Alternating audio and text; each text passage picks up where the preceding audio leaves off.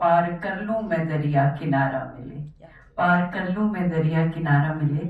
और आज सुरभि ने बहुत भारत मेरे साथ चैनल के तत्वावधान में बहुत सुंदर विषय उठाया है और एक शुरुआत की है। जैसे उसने कहा कि हम धर्म के बारे में, भारत विमर्श के बारे में बात करेंगे, संस्कृति के बारे में बात करेंगे और हमारे सनातन धर्म के जो साहित्य है उसके बारे में बात करेंगे।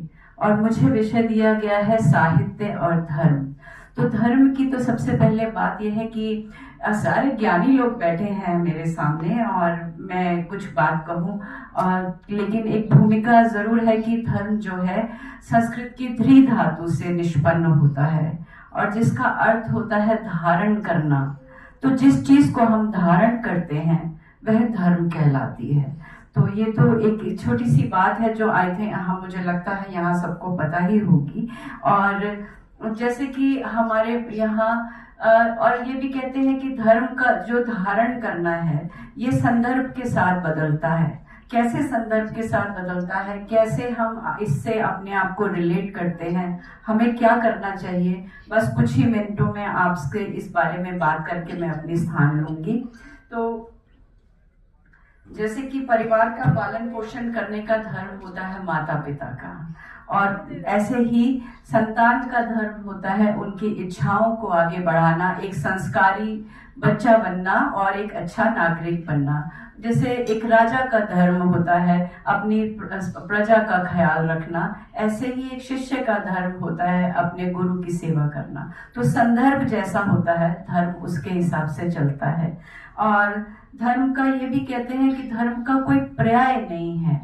अगर हम धर्म को अलग शब्दों से, जैसे अंग्रेजी के रिलीजन या इस्लामिक मजहब से जोड़ दें तो ये इसको बहुत संकीर्ण करना होता है। संकीर्ण करने का मतलब है कि इसका जो पूजा कर्म कांड का जो हिस्सा है वो एक लेश मात्र है, छोटा सा हिस्सा है। व्यापक रूप में जो धर्म होता है वो होता है कि कैसे हम अपनी जिंदगी गुजारते हैं, कैसे हमारी जीवन पद्धति है, किस राह पे हम चलते हैं।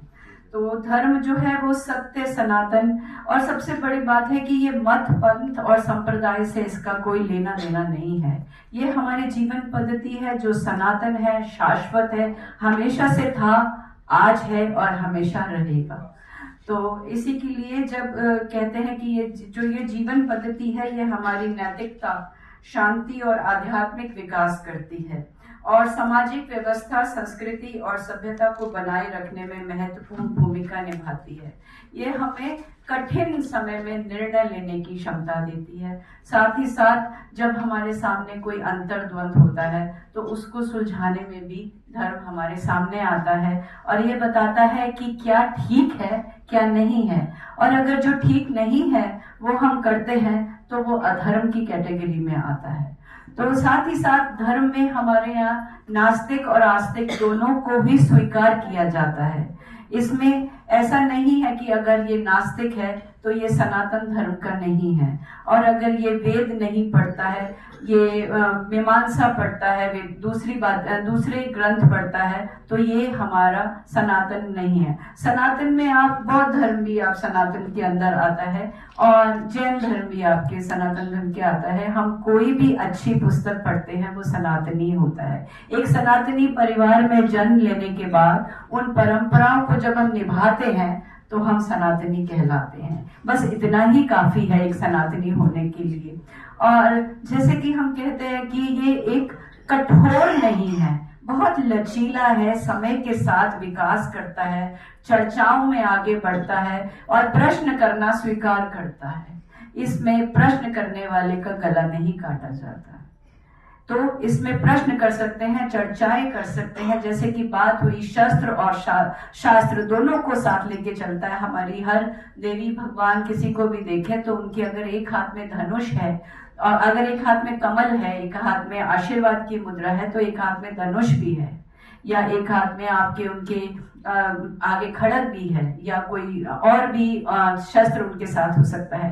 साथ ही साथ वो लोग एक अस्त्र भी अपने अंदर धारण करते हैं जिसे अपनी इच्छा शक्ति से बाहर निकाल सकते हैं। वही धर्म करता है जब मुश्किल पड़े तो आपको एक सामने आता है और आपको एक सही राह सुझाता है। साथ ही साथ मैं एक ये भी बात कहूंगी कि जो कर्म कांड है पूजा, वो एक मात्र छोटा सा अंश है। और जब हम चर्चा करते हैं, शास्त्रार्थ करते हैं, संवाद करते हैं, तो स्थितियां स्पष्ट होती हैं और शांति की स्थिति आती है। तो और सनातन धर्म में क्योंकि जैसे मैंने कहा, ये एक डायनामिक प्रोसेस है, समय के साथ, बदलाव के साथ विकास करता है। इसमें कठोर बात कोई नहीं है कि हम, जैसे कि अभी नवरात्रि की पूजा गई है, हम सब जानते हैं कि नवरात्रि के उपवास अधिकतर लोग रखते हैं, लेकिन सबकी प्रक्रिया जो है अलग है। कोई शाम को खाना खाता है, कोई रात को खाना खाता है, कोई सेंधा नमक खाता है, कोई एक सादा भोजन बिना तामसिक वृत्ति के वो सादा भोजन खाने में ही अपने उपवास को मान लेता है। तो हमारे यहाँ इतना लचीलापन है सनातनी होने के लिए। हमें ऐसा नहीं है कि ऐसा करना है तो ऐसा ही होगा। अगर आपके पास उसका कोई कारण है, वजह है, आप उसे जस्टिफाई कर सकते हैं, तो सनातन धर्म उसको स्वीकार करता है। और जैसे कि मैं कहना चाहूंगी कि जो ये सनातन धर्म है, राष्ट्र प्रथम के ध्येय को आगे लेके चलता है।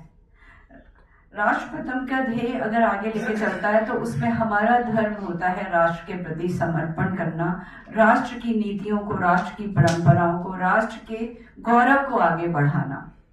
और सनातनी परिवार का भी ये सौंदर्य है कि इतने आक्रांताओं ने 1000 वर्षों से हमारे को तोड़ने की कोशिश की, लेकिन हम सुख, जो आंतरिक सुख है, वो तभी पाते हैं जब पूरा परिवार मिलके बैठता है।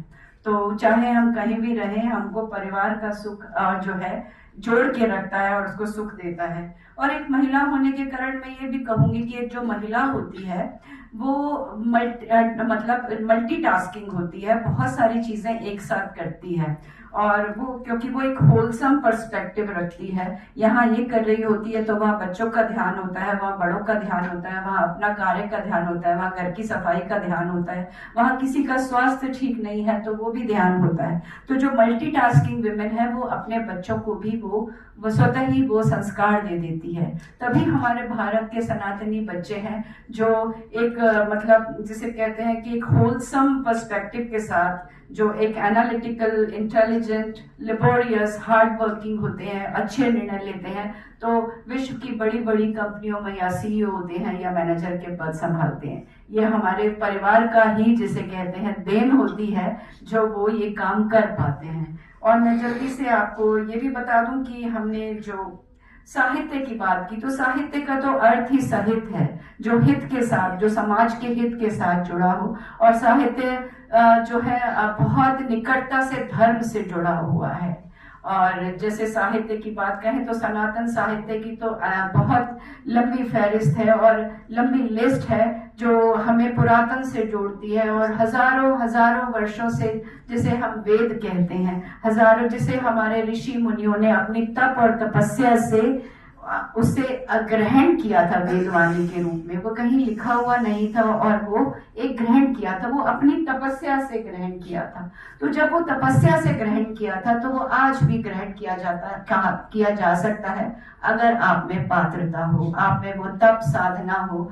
क्योंकि ये जैसे आज कहते हैं कि हमने क्लाउड पे डाटा सेव किया है, कहते हैं ना, हमने क्लाउड पे डाटा सेव किया है। तो क्लाउड कहाँ से आया? वही वर्चुअल मीडियम, वर्चुअल स्पेस, जहाँ से हमारे ऋषि मुनि उस शास्त्रों को, उन नियमों को, उन कानूनों को, उन फॉर्मूलाज को, उन समीकरण को एक काव्य रूप में, छंदबद्ध रूप में, वेदवाणी के रूप में ग्रहण करते थे और फिर उन्होंने हमें दिया वेद के रूप में। और जिसके बाद में उपनिषद और हमारे पुराण और रामायण, महाभारत, गीता और जितने भी हमारे बड़े बड़े ग्रंथ हैं। और जैसे कश्मीर की भी बात कर रही थी तो बहुत से ऋग्वेद में भी कश्मीर का सब सिंधु के नाम से जिक्र है। ऐसे ही बहुत सारे जो हमारे ऋषि मुनि हैं वो उस ज्ञान को, जैसे कहते हैं, डाउनलोड करते हैं और फिर हमारे सामने अपलोड करते हैं। तो आज की भाषा में अगर मैं कहूँ तो हम अपने डाटा को क्लाउड में सेव करते हैं और फिर जब चाहे उसको डाउनलोड कर सकते हैं। तो इसी तरह हमारा जो साहित्य है वो बहुत आक्रांताओं की कोशिश के बाद भी सुरक्षित है और वो वही है जहां उसे होना चाहिए। और इसके बाद आता है श्रुति साहित्य, जिसे स्मृति के आधार पर याद करके और फिर बार बार बोल के, श्रुति यानी सुन के हमारे सामने आया, जिसमें पुराण वगैरह हैं, कहानियां हैं। क्योंकि आप सब सुधी श्रोता हैं, सब पढ़े लिखे हैं और सब ज्ञान के बारे में जानते हैं, तो मैं ग्रंथों का नाम नहीं लूंगी। मैं सब जानते हैं कौन कौन से वेद हैं, कौन से हमारे उपनिषद हैं। तो जो वेद हैं, जो सनातन धर्म के वेद हैं, वो सबसे पुराने हैं और उसमें ऋग्वेद सबसे पुराना है। और यही बात मैं इस पे जोर दूंगी कि जो ये वेद हैं, ये ऊपर से हमारे जो ग्रहण किए गए, इनको एक अपनी तप साधना के रूप में ग्रहण किया गया। तो यही कहती हूँ कि वो ऋषि नहीं वैज्ञानिक थे जो ज्ञान के वृक्ष उगा गए। वो ऋषि नहीं वैज्ञानिक थे जो ज्ञान के वृक्ष उगा गए। धरती जलवायु आकाश सबका संबंध बता गए। वो नई नहीं है बात पुरानी, हम जो अब बदलाते हैं। अनदेखी रेखा से जुड़ सप्तऋषि बन जाते हैं। और जो हमारा धर्म है, सनातन धर्म की बात कर रही हूँ, हमारा जो धर्म है वो वैज्ञानिक है। जैसे कि हमारी संस्कृत, हमारी हिंदी, वो भी वैज्ञानिक आधार है। तो जो हमारा धर्म है वो वैज्ञानिक मान्यताओं पे है। हम कहते हैं हम बिंदी क्यों लगाते हैं, हम सिंदूर क्यों लगाते हैं, हम पाँव में जो है बिछुए क्यों पहनते हैं, हम इस उंगली में अंगूठी क्यों पहनते हैं, हम ये क्यों करते हैं, और मांग में सिंदूर क्यों लगाते हैं। हर चीज का एक वैज्ञानिक कारण है। तो जैसे कि हम आजकल हम कहते हैं नदियां जो हैं वो मैली हो रही हैं। तो पहले जमाने में हमने, किसी ने कहा होगा कि नदियों को कैसे साफ करें, पेड़ों को कैसे बचाएं। तो नदियां वन तालाब तलैया पूज पूज कर साफ रखें। पूछना, जिस चीज को हम पूछते हैं उसका बहुत ध्यान रखते हैं। नदियां वन तालाब तलैया पूज पूज कर साफ रखे। धर्म आवरण के भीतर वैज्ञानिक सोच भी साफ दिखे। और बातें तो बहुत सी हैं जो मैं करना चाहूंगी, लेकिन मैं बस अपनी बात को यहाँ विराम देती हूँ कि जो धर्म है वो ऐसा नहीं है जो हमारा जो साहित्य है, धार्मिक साहित्य कहते हैं हम उसे, लेकिन वो है इतिहास।